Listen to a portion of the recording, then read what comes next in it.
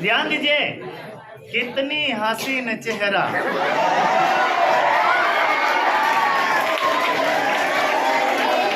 कितनी प्यारी। कारण वीडियो कथी बनबै छै, बनबै छै कि छोड़बै यूट्यूब पर।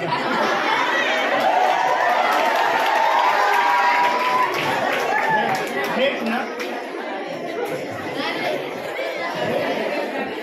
सुनेगा? हेलो, ठीक है, एक कहानी सुनाते हैं। देखिए अभी हम बताएं कि कहानी सुनने के पीछे मेरा कभी ये सोच नहीं रहता है कि आपका टाइम बर्बाद करे, बस कोशिश करते हैं कि आपको कुछ न कुछ सिखाएं। सिर्फ पढ़ना लिखना ही, किताब कलम का ज्ञान ही सब कोई ज्ञान नहीं होता है। हमें यह जानना चाहिए कि समाज में हमें किस प्रकार चलना है। हमें यह जानना जरूरी है कि हमें क्या क्या करना चाहिए, किस रूपों में। ध्यान दीजिए, एक ऐसा कहानी जिसमें कि आपको यह सीख मिलेगा कि जो जैसा कर्म करता है उसको वैसा ही फल मिलता है। पता है, प्राचीन समय में, बहुत समय पहले, लोग कुछ प्राप्त करने के लिए, पाने के लिए 10-10 साल तक तपस्या करते थे। कितने साल? 10 साल। फिर भी मुश्किल से मिलते थे। आप लोग थोड़ा सा सर्च कीजिएगा, रावण ने भगवान शिव को प्रसन्न करने के लिए 10,000 वर्ष तपस्या किए थे।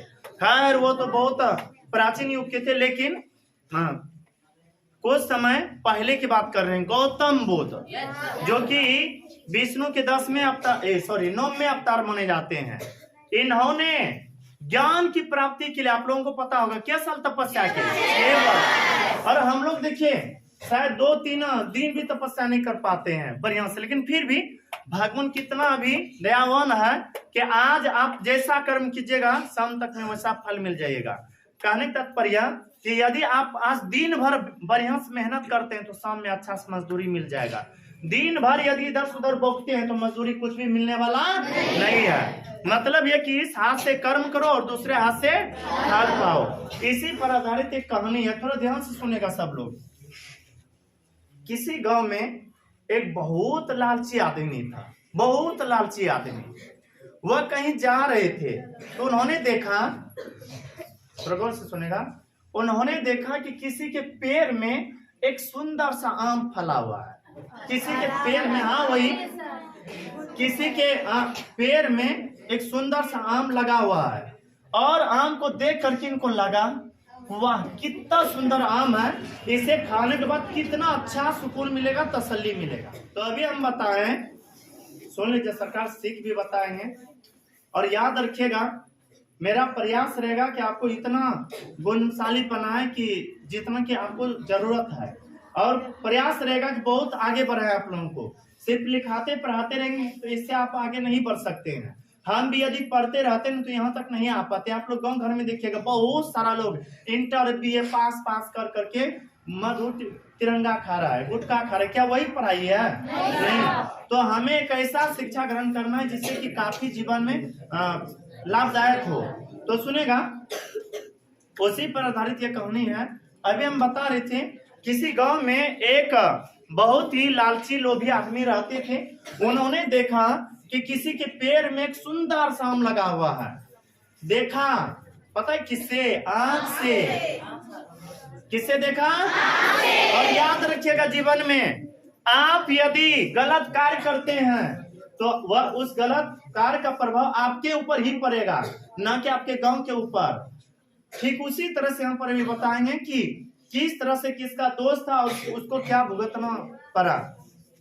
तो सुनिए, किसी गांव में एक लोभी लालची आदमी था। उन्होंने देखा कि एक सुंदर सा आम लगा हुआ है पैर में। इच्छा क्या कि उसे खाएं, पर पता है देखा था किसने? आम के पास इतना क्षमता नहीं था कि आम के पास जा सके। देखा तो आंख ने, लेकिन आंख के पास क्षमता नहीं था कि हम जा सके। किसके पास? आम के पास। तो पैर की ओर इशारा किया, या पैर को देखा तो पैर चलना शुरू किए। पता है, पैर चल करके आम के पास तो आ गए, लेकिन हिम्मत नहीं था कि इसको ऊपर करके तोड़ ले। अब थोड़ा सा बोले आप लोग, देखा किसने? यदि आंख नहीं देखता तो क्या पैर वहां तक चलता, चल के जाता? क्या नहीं। तो देखा आंख ने, चला कौन? पैर के पास क्षमता नहीं था कि हम इस आम को तोड़ सके, तो चले उस आम को तोड़ने के लिए कौन? हाथ हाथ ने बहुत आराम से उस आम को तोड़ लिए, उस आम को तोड़ लिए। लेकिन हाथ के पास इतना क्षमता नहीं था कि वह इसे खा सके, तो फिर दिया किसको? मुंह को। मुंह के पास इतना क्षमता नहीं था कि हम इसे पचा सके, इसलिए मुंह ने भी भेज दिया किसको? पेट को। अब तरस बोलिए, देखा किसने? चल करके गया कौन? तोड़ा किसने? खाया कौन? लेकिन पचाया कौन? पर पता है, सुनिए, जब यह बात पता चला आम वाले को कि फलनमा ही तोड़ा है, वो डंटा मोटा से लेकर के आया और होमच करके मारा पीठ को, 3-4 डंटा लगाया पीठ पर। पता है पीठ कहता है कि हम क्या किए थे? नो तो हम देखे थे, नो ही हम तोड़े थे, नो ही हम खाए, तो नो ही पचाए, फिर भी हमको कष्ट काहे ला? बहुत तकलीफ हुआ पीठ को। पर पता है तकलीफ हुआ पीठ को, लेकिन रोने लगा कौन? पता है आंख क्यों रोया? क्योंकि देखा था आंख ने। तो इसलिए आप यदि गलत कार्य करते हैं,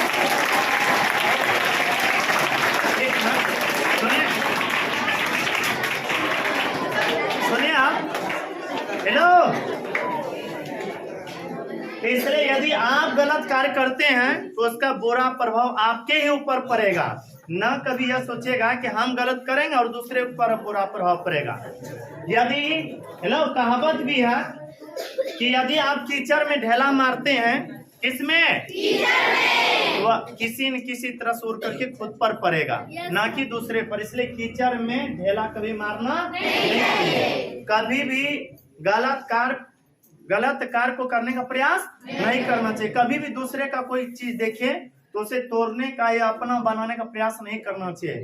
पर पता सुनेगा, यहाँ पर बहुत सारे महान लोगों का कहना है कि यदि आप चाहते हैं कि हमसे जीवन में कोई किसी भी प्रकार की बुराई ना हो, तो आप दुनिया में हर एक चीज को अपना मान लीजिए।